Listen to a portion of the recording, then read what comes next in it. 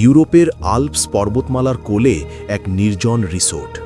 শীতের কনকনে ঠান্ডা আর কুয়াশার চাদরে ঢাকা চারপাশ। লিয়াম আর তার কাজিন অলিভার দুজনেই শহরে কর্পোরেট চাকরিতে হাঁপিয়ে উঠেছিল। সারা বছর অফিসের ফাইল আর মিটিংয়ের চাপে একটু দম ফেলার সময় পায়নি তারা। অলিভারই একদিন প্রস্তাব দিয়েছিল, শোন লিয়াম, উইকেন্ডের ছুটিতে চল কোথাও থেকে ঘুরে আসি। এই শীতের সময় পাহাড়ের নির্জনতা আমাদের খুব দরকার। সেই কথা মতো তারা রবিবারে পাহাড়ি এক রিসোর্টে এসে পৌঁছালো। রিসোর্টটি 2 বেডরুমের, কাঠের তৈরি। চারপাশের সৌন্দর্য মনোরম হলেও কিছু জায়গা পরিত্যক্ত আর গা ছমছমে। রিসোর্টে চেক ইন করার সময় স্থানীয়দের কাছে তারা শুনতে পেল এক রোমহর্ষক কাহিনী। কাছেই একটা রেল স্টেশন আছে যা গত 40 বছর ধরে পরিত্যক্ত। কথিত আছে সেখানে এক তরুণী আত্মহত্যা করেছিল। নাম তার এলিনা। এরপর থেকেই রাত হলে সেখানে অদ্ভুত সব শব্দ শোনা যায়। অনেকে এলিনার আত্মাকে ঘুরে বেড়াতে দেখেছে। ভয়ে কেউ ওদিকে যায় না। লিয়াম আর অলিভারের রক্তে তখন রোমাঞ্চ। তারা ঠিক করল একবার স্টেশনটা কাছ থেকে দেখে আসবে। রাত তখন গভীর, কুয়াশা এত ঘন যে টর্চের আলোও বেশি দূর যাচ্ছে না। পরিত্যক্ত রেল স্টেশনে পা রাখতেই একটা হাড় হিম করা ঠান্ডা হাওয়া তাদের স্পর্শ করল। হঠাৎ স্টেশনের অন্ধকার কোণ থেকে কালো মূর্তির মতো কিছু একটা বেরিয়ে এসে লিয়াম আর অলিভারকে আক্রমণ করতে উদ্যত হলো।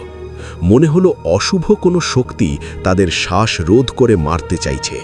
ঠিক সেই মুহূর্তেই এক বিভৎস অথচ উজ্জ্বল সাদা আলোর অবয়ব সামনে এসে দাঁড়ালো। সেটি ছিল এলিনা। এলিনা তার হাত তুলে সেই অশুভ শক্তিকে তাড়িয়ে দিল। লিয়ামরা স্তম্ভিত হয়ে দেখল এলিনা তাদের ক্ষতি করতে নয়, বরং অন্য এক বিপদ থেকে তাদের বাঁচাতে এসেছে। ভয়ে কাঁপতে কাঁপতে তারা যখন স্টেশনের পেছনের একটা ছোট কেবিনে আশ্রয় নিল, সেখানে দেখা হলো মিস্টার গ্র্যান্টের সাথে। তিনি এই স্টেশনের প্রাক্তন রিটায়ার্ড মাস্টার। লিয়ামদের দেখে তিনি একটুও অবাক হলেন না। গ্রান্ট সাহেব আগুনের কুণ্ডলির পাশে বসে ধীর স্বরে বলতে শুরু করলেন আসল রহস্য। আপনারা যা শুনছেন তা ভুল। এলিনা আত্মহত্যা করেনি, তাকে খুন করা হয়েছিল। ওর প্রেমিক জুলিও, যে ছিল অত্যন্ত প্রভাবশালী ঘরের ছেলে, সে এলিনাকে এই প্ল্যাটফর্ম থেকে চলন্ত ট্রেনের নিচে ধাক্কা দিয়ে ফেলে দেয়। জুলিও জানত এলিনা তার সত্য ফাঁস করে দেবে। পুলিশ জুলিওর বাবার টাকায় সব ধামাচাপা দিয়ে আত্মহত্যার রিপোর্ট দিয়েছিল। এলিনা আজও বিচার পায়নি, তাই তার আত্মা এই স্টেশনে আটকে আছে। লিয়াম আর অলিভার বুঝতে পারল এলিনা কেন তাদের বাঁচিয়েছে। সে চায় এই 2 যুবক সত্যটা দুনিয়ার সামনে আনুক। মিস্টার গ্র্যান্টের কাছে থাকা এলিনার সেই সময়কার গোপন ডায়েরি আর কিছু অকাট্য প্রমাণ তারা উদ্ধার করল।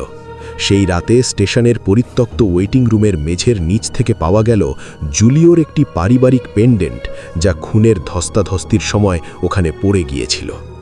পরদিন সকালে তারা রিসোর্টে না ফিরে সরাসরি কাউন্টি থানায় গেল। এলিনার ডায়েরি আর উদ্ধার হওয়া প্রমাণগুলো পুলিশের হাতে তুলে দিল। মিস্টার গ্রান্ট নিজেও সাক্ষী দিলেন। ফরেন্সিক রিপোর্টে দেখা গেল 40 বছর আগের সেই ক্ষতগুলো আত্মহত্যার নয়, বরং খুনের ছিল।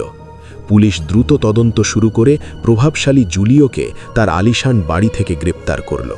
সে তখন বৃদ্ধ, কিন্তু পাপের বোঝা তাকে কুরে কুরে খাচ্ছিল। ধরা পড়ার পর সে সব স্বীকার করল। পুরো এলাকায় তোলপাড় পড়ে গেল। এক নির্দোষ মেয়ের দীর্ঘ 40 বছরের অপেক্ষার অবসান হল।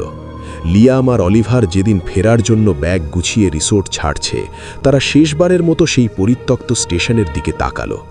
কুয়াশা তখন অনেকটা হালকা হয়ে এসেছে।